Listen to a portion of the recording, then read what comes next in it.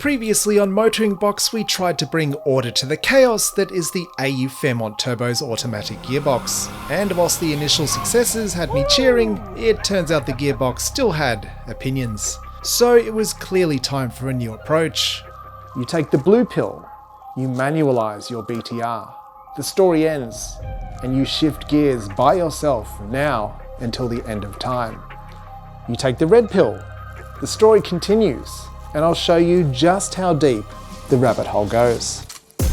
You're watching MotoringBox, proudly supported by Century Batteries.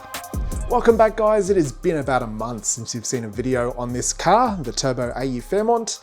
Last video you would have seen we had a bit of a breakthrough with the J3 chip, getting this car shifting really sharp, chirping the tyres on the shift, and it looked like we were heading in the right direction. But just a day or two after that video published, I discovered it would sort of lurch on the shifts, it would flare the revs, it would rise and sort of flare up. And to make matters worse, the 2-3 shift from gear 2 to gear 3 would really flare the revs up and go, and then it would kind of go boom and chirp and shift into gear. So Jason at TI Performance reached out to me and he said, Sean, your gearbox should be shifting way faster with those line pressures that were on that J3 shift pressure table. We think that table is not actually using throttle position to determine, whereabouts on that table it's grabbing the value from. It's using your map sensor. Now, ordinarily, that's fine on AU, but on this one, that map sensor can only read vacuum and then read all the way up to atmospheric pressure. The problem is when you've got a turbocharged car, you're going above zero. You're going into the positive atmospheric pressure. And you're going outside the range of what that map sensor can read. So he sent me a patched file for the J3 chip, which swapped that table back to using throttle position. And yes, the shifts got really sharp. All of a sudden I could back the pressures off and it was shifting better, but it wasn't perfect. What is also involved is the coolant temperature sensor. And that is also not connected to the AU ECU anymore. That's going to the Haltech. So it doesn't have a coolant temp signal, and the signal it's getting from the map sensor is screwing with it, basically. But I had an awesome idea. I've got a Haltech 750 Elite ECU, but I've also got a Haltech dash. And in a recent firmware update to that dash, it unlocked a whole bunch of inputs and outputs, which I can use for things. So I thought, cool, how about I go into Haltech NSP and I'm gonna set up an emulated coolant temperature sensor. And really all it is, I'll show you on screen, it's a table and it's really outputting a voltage from 0 to 5 volts. That is the range of a coolant temp sensor. It's the range for a lot of sensors, even the map sensor. It's a 0 to 5 volt range. So I worked out 36% of 5 volts, whatever voltage that is, I'll put it on screen.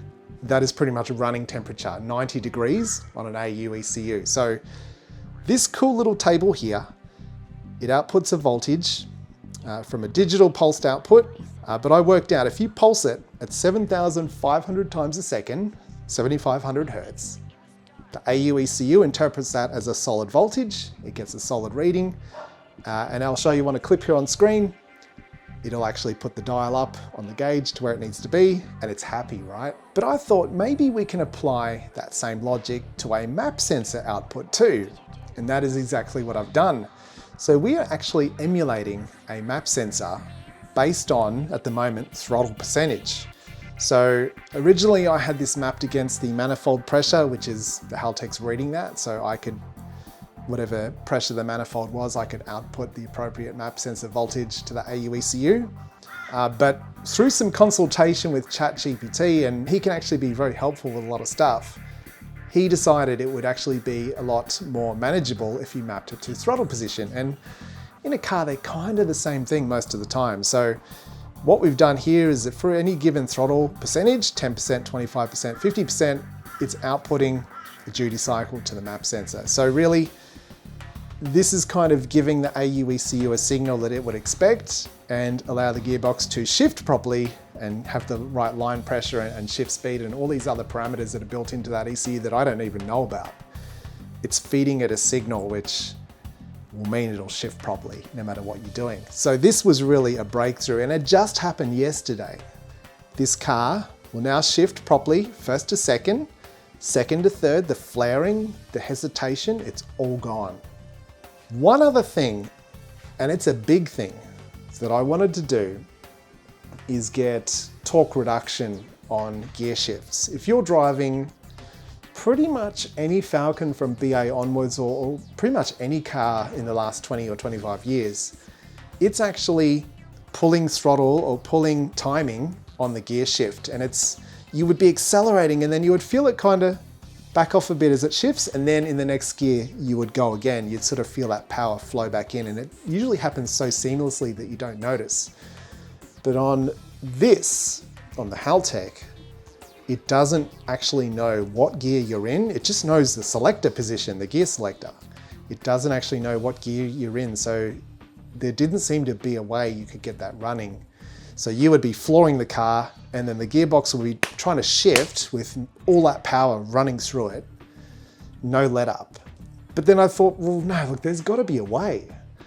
Haltech has a flat shift function built into it, but it needs to receive a signal through a wire to the Haltech of when that flat shift command needs to happen. And what it's doing is you can set it to back off the timing, retard the timing. You can even cut fuel and spark for a designated amount of time to allow the gearbox to shift, and then it brings it all back in and you keep going. But how do we tell the Haltech? How do we get it to send that signal at that precise time? Well, that's what I've been doing, what I've been trying to figure out for the past 2 weeks, and I got it working. And I've shown a few people how I've got this working, and it's sort of blown their minds a little bit. They said, look, I don't understand it. We'll have to see the video. Well, here's the video. So the AU ECU controls the BTR gearbox, the gear position with 2 solenoids. There's 2 wires sending 0 or 5 volts to these 2 solenoids in the gearbox that determine what gear does it shift into. So to give you an idea how it works, for first gear, solenoid A and B are both powered, sending 5 volts to those solenoids. For gear 2, solenoid A loses power, so it's just got B. That tells the gearbox to go into gear 2. Gear 3, they are both unpowered, and then gear 4, solenoid A comes back on. So through those combinations, if you tap both those wires, which is what I did, you can see on this little table here, solenoid A and B are both powered, it's gear 1. Like I just said, it tells you 1, 2, 3, or 4 what gear it's in. It's like a decoder. It decodes those signal combinations into what gear is it in. So this itself was really easy. I could do this straight away, but it was a matter of, well, what do we do with this? On the Haltech, you could set it up so that it outputs a voltage for a particular gear to the Haltech, and then the Haltech can say, oh, you're in gear 1, you're in gear 2 or gear 3. That's easy as well, but that can't be used for a flat shift. The flat shift needs to, like I said, get a pulse when the flat shift needs to trigger. You can't do that with this. You can't do that with a gear position sensor, which is what I was talking about. It doesn't work. So how do we get the pulse? Well, let me show you. I've got lots of generic outputs and conditions here. We've got the gear output, which is what I just showed you. And then what do we do with that? Well, here's a table that looks really confusing. And again, it's me. I'm that crazy guy with the whiteboard with all the things running to it, trying to explain what the hell's going on. But basically, you've got your gear 1, 2, 3, and 4 columns on this table. And down the side here, we've got time. How do you set the time? Well, you set up a gear timer. So how this timer works, it's like a stopwatch. When it sees a value of 60, the stopwatch starts. When it sees a value of 40, it pauses.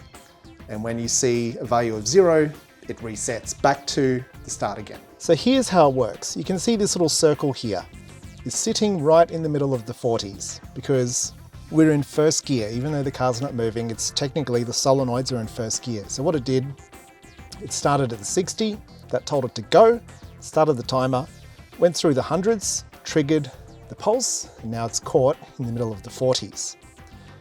Now, you better see this later when I'm driving, but if I go back to my gear output and make this one here a 2, and then go back, you'll see that it's now sitting up here in those 40s. Because what happened? It was here. As soon as we shifted to gear 2, that follower, because it's paused there, goes straight across to the 60s. That tells it to start again. So it started, it went through the hundreds, triggered the signal for the flat shift, and then got caught in the 40s again. See where I'm going here? And it's important to note that this whole table, these timings are not just random, I've set them up. See where it's paused here at about half a second? As soon as it goes across, it triggers the signal at about 0.9, so about 0.4 of a second after we shifted into second. Well, when the solenoids shifted to second. And that's really kind of a delay that I've estimated. As soon as the solenoids power, there's about just under half a second before the gear starts to move and slot into place. So that's why those timings are as they are. So again, we're in gear 2, it's already triggered the pulse for flat shift. Now we're going to go to gear 3. So let's do that here, 3. You're not going to see it happen, but again, it would have moved across to the 60, started moving, 0.4 of a second later, triggered the pulse for flat shift, and now it's paused again. And you can just keep going with this. So you go up to gear 4, it's already gone across, gone through the pulse, and it's paused at the top. The beauty of this table is the opposite is true as well. You'll see that if I went back to gear 3, it's going to move across to the 0, and then it's going to reset. It's going to go down here, straight away, start up.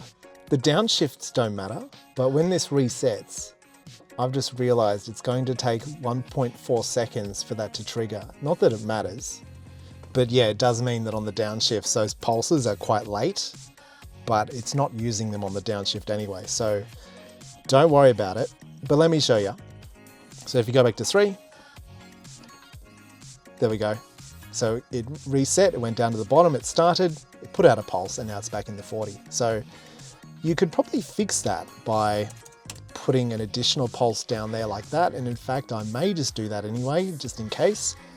And yeah, it just means that whenever it hits 100 value in that cell, it is outputting a voltage. So here it is on the screen. It's a flat shift output, it's a state, and it's got conditions. So here's the wiring.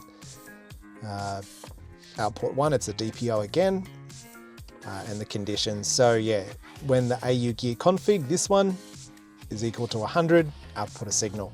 So here we have our flat shift. So right now we've got ignition retard, fuel cut, and ignition cut if we need it. And this whole function, even though it's sending those pulse signals to the flat shift on every gear change, it's only going to action it if you're above a certain throttle percentage or a certain RPM, which I've set up here. You can then decide, how much it's retarding the timing during that time. So look, these are just some figures I've roughed in, and they certainly do need to be fine-tuned, but it's already doing a really good job. So yeah, we've got it cutting a little bit of spark and fuel at 5 and 10. I haven't gone up to 10 to test it yet. So let's hit the road. I've talked enough. If you're still watching, congratulations, you're amazing. This has been kind of pretty technical. I'm not the most advanced, smartest guy in the world. I'm still new to a lot of this, but to have been able to achieve this, fantastic.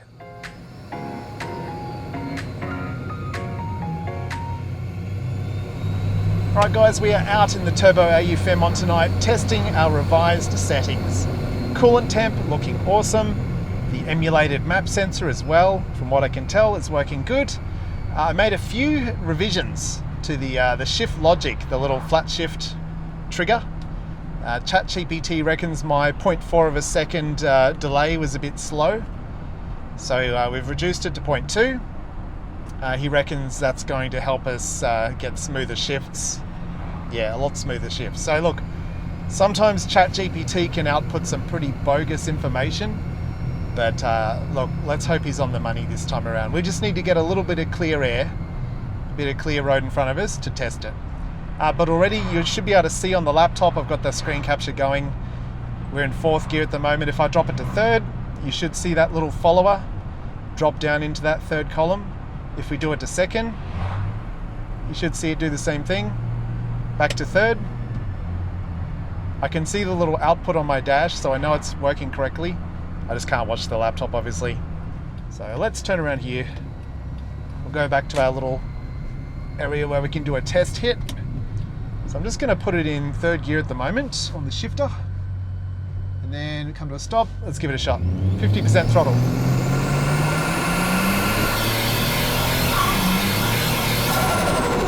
Still got some flaring happening. That's new. I might pull over and adjust my map sensor settings. I think ChatGPT has given me a bum steer here. So I'm going to put this delay back. Let's go 0.4 is pretty good actually. Let's go back to 0.4. Also go back to our map sensor, and I might just back this off a little bit. Let's see what it thinks of that. Shut the laptop. We're not using digital devices while we're driving. This is kind of where it's at. You have to make little changes and then see what actually happens as a result of that. Here we go.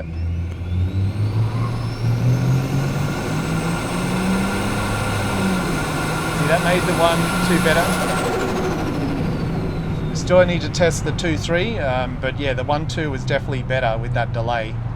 Yeah, I think it brought the power, took the power away too early, brought it back too early, and that's why we got that chirp. Whereas this time, it was a nice, smooth shift. I got to mention as well, we actually don't have the J3 chip installed at the moment.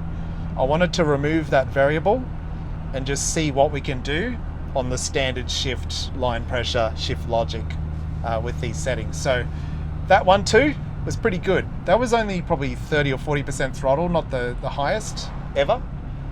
But you know, you got to start somewhere. We'll go do some tuning at Hungry Jack's, hey? So let's go for, bring you guys along for the ride. We'll try a cut percentage. Let's go, we'll bring this back a bit, we'll go 2, 5.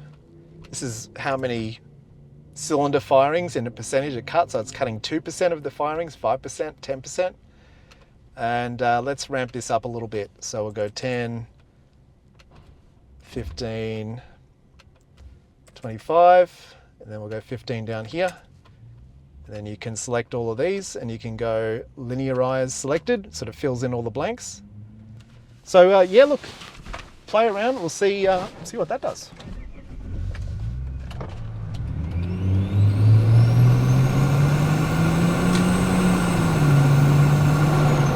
Well, so far that was smooth. Try and do a bit more throttle this time. 50%.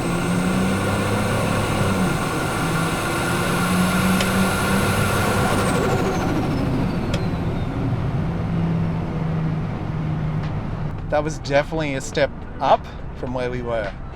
So again, trial and error. It's the name of the game. So as you just saw, we have got flat shift working successfully on the AU Fairmont Turbo through a lot of hackery on Haltech NSP. This feature in this use case does not exist. You can't get flat shift working on an automatic transmission unless the Haltech is controlling it, which it isn't.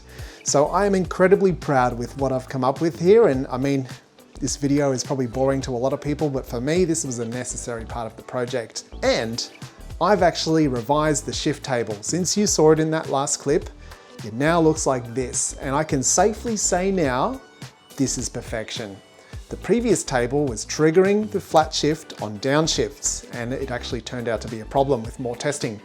So this table only triggers it on the upshifts, and I'll show you in a final clip how it works right after this. So thank you very much for sticking around. This has been a hell of a lot of work. There's been multiple times through the process, probably 10 different occasions, where I thought I'd hit a roadblock and it wasn't going to work. But we got there. It's working. I'm thrilled. Enjoy this final clip. Thank you for watching. Have a good one. I'll see you next time.